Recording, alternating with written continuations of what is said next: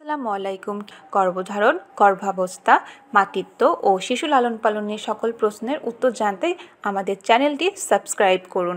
দেশে এখনো বর্ষার আগমন ঘটেনি। মাঝে মাঝে দেখা যায় দমকা হাওয়া, বৃষ্টি হচ্ছে। বৃষ্টি থেমে যাওয়ার পরপরই তীব্র হচ্ছে তাপমাত্রা, ফলে একটা ভাবসা গরমে আভাস বয়ে যায়। আর এই অবস্থায় বড়রাই ক্লান্ত হয়ে যায়, আবার অনেক সময় অসুস্থ হয়ে যায়। তাই শিশুদের ক্ষেত্রে এই সময়টা অধিক ঝুঁকি। বাড়ির ছোট সদস্যদের আরো সাবধানে রাখুন। সুস্থ রাখতে সর্বপ্রথম তা হলো খাদ্য তালিকায় রাখতে হবে কিছু খাদ্য। এই গরমে শিশুদের সুস্থ রাখতে যা খাওয়াবেন: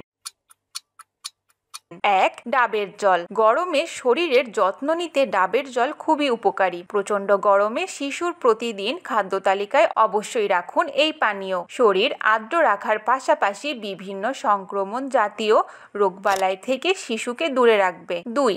টক দই। গরমে শরীর ঠান্ডা রাখতে টক দইয়ের বিকল্প নেই। বাচ্চার পেটের স্বাস্থ্য ভালো রাখতে রোজ টক দই খাওয়ান। ক্যালসিয়াম, ফসফরাস, প্রোটিন সমৃদ্ধ টক দই হাড় ভালো রাখতে সাহায্য করে। টক দই শুধু খেতে না চাইলে তা দিয়ে বানিয়ে দিন লাচ্ছি, রায়তা কিংবা সালাড। বেল। গরমে বেলের মতো উপকারী আর কিছুই নেই। বেল ভিটামিন এ, সি এবং বি কমপ্লেক্স, পটাশিয়াম, ম্যাগনেসিয়ামের সমৃদ্ধ উৎস।